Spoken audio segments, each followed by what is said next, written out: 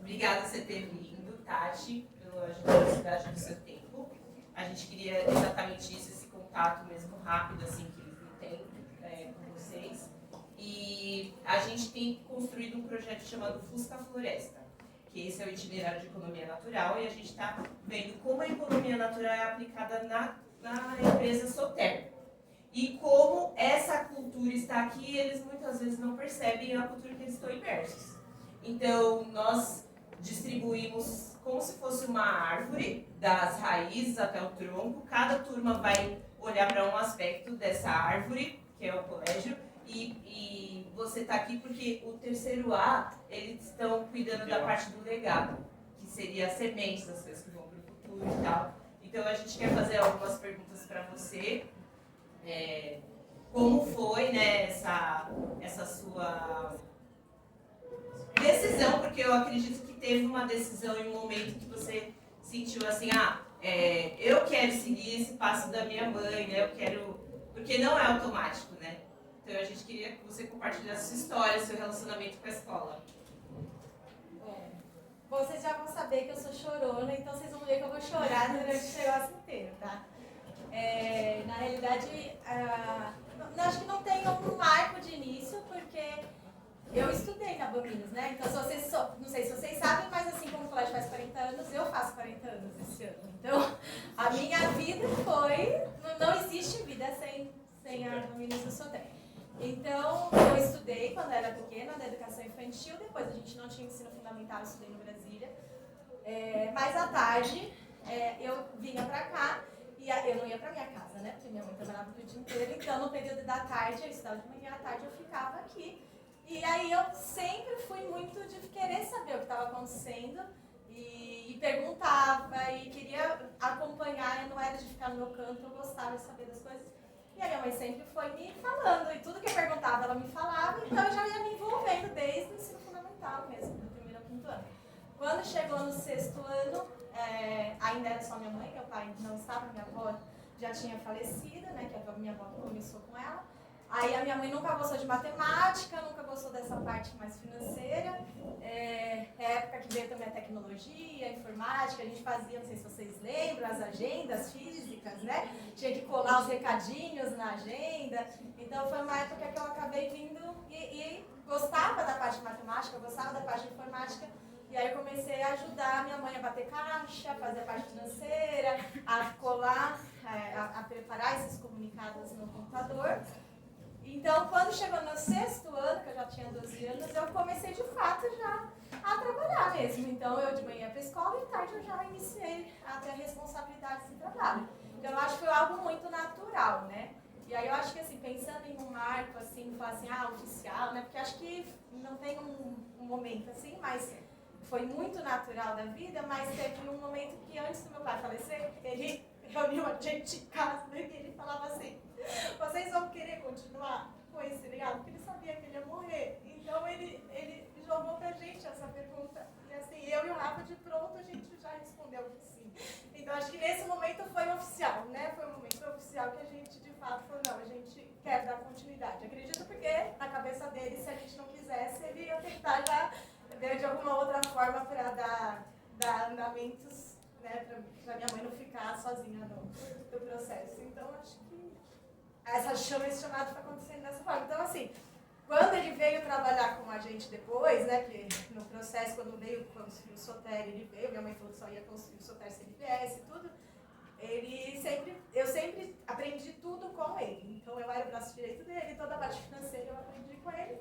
E aí, a gente vai continuando, vai sabendo um pouquinho de cada coisa. Eu já fiz um pouquinho de cada coisa aqui dentro, então é isso. Acho que é isso, me chamar.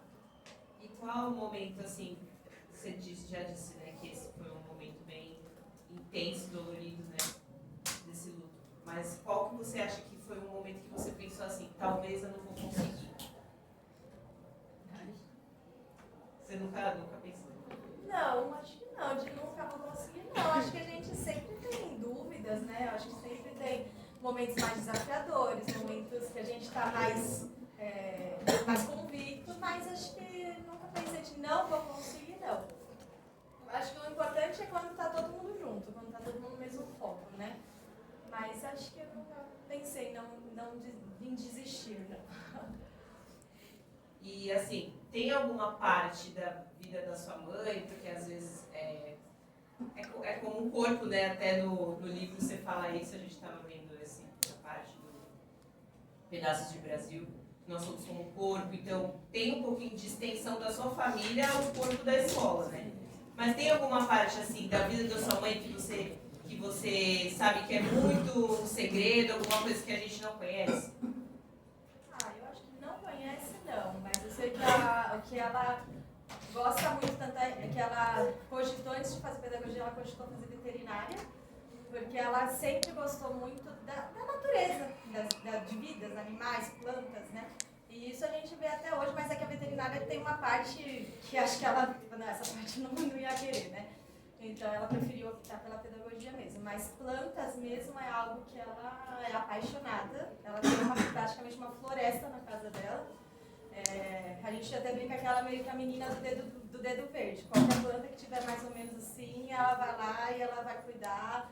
Na casa dela tem ninho de passarinho, os passarinhos vão e às vezes a gente está lá e está lá o passarinho aqui em cima no ninho dele. Então, assim, ela realmente ama plantas, a natureza é algo que para ela dá muita vida, né? Acho que esse é o principal, assim, que eu vejo que ela de fato gosta, que vai além de escola, essa parte da natureza mesmo. É uma parte que ela outro empreendimento. Saúde, corpo, as células, acho que tudo que envolve essa parte, né, da criação, assim, né? Da vida. E o que você acha que é o maior legado da sua mãe que você gostaria que outras pessoas recebessem? Olha, eu percebo assim três frentes, né, que são muito fortes nela.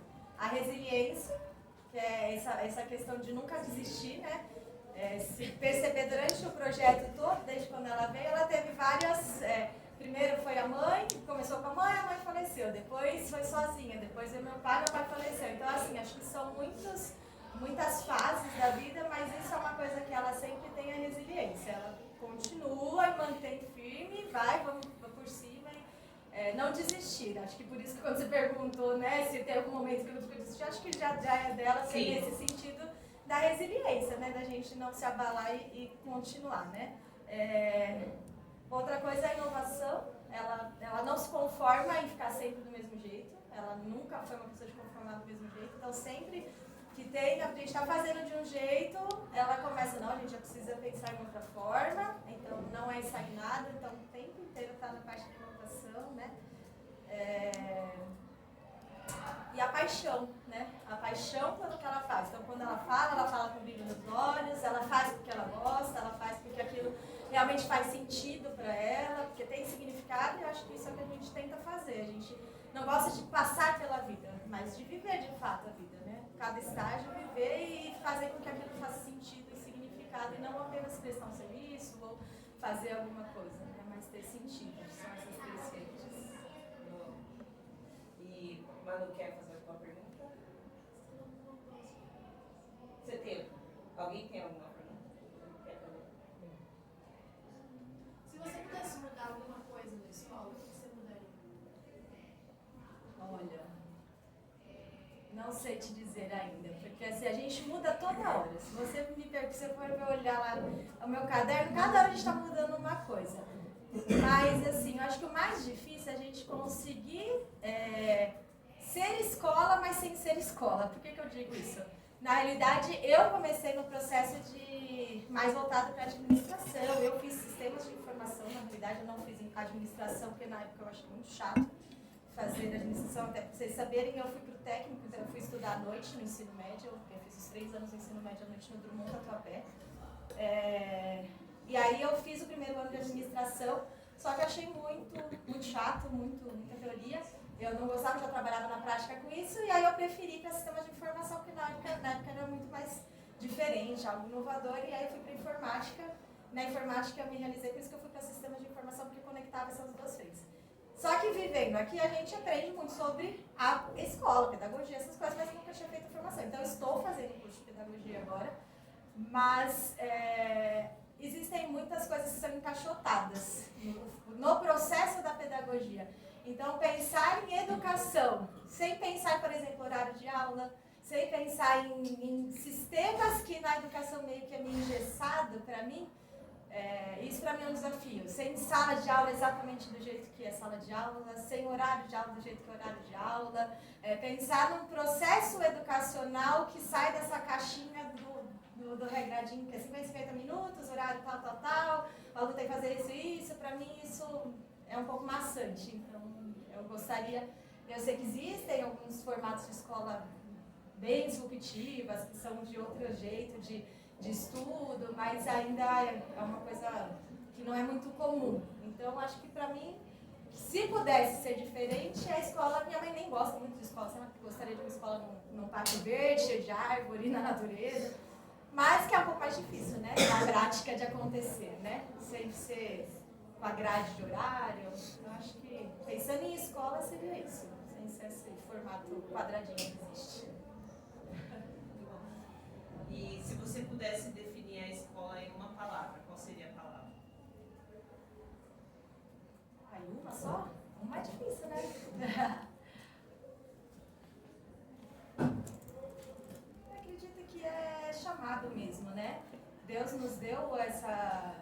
A gente acredita que é um chamado de Deus, né? É uma vocação de Deus. A gente não está aqui para apenas fazer um serviço, prestar um trabalho. Então, eu acredito que é um chamado. É um chamado para as pessoas que estão aqui, né?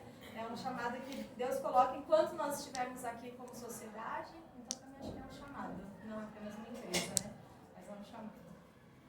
É isso. Obrigada.